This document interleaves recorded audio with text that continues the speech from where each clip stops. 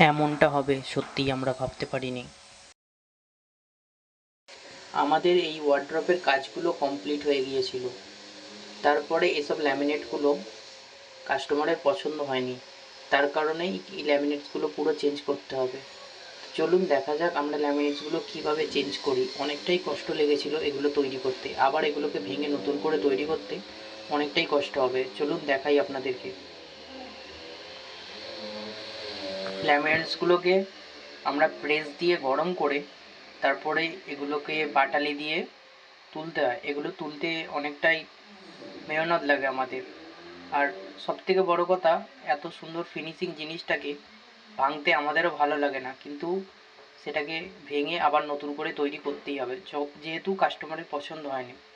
তো কাস্টমারের পছন্দ হয়নি, আবার নতুন কোনো ল্যামিনেট পছন্দ করানো হয়েছে কাস্টমারকে, তো নতুন ল্যামিনেট লাগিয়ে আবার আপনাদের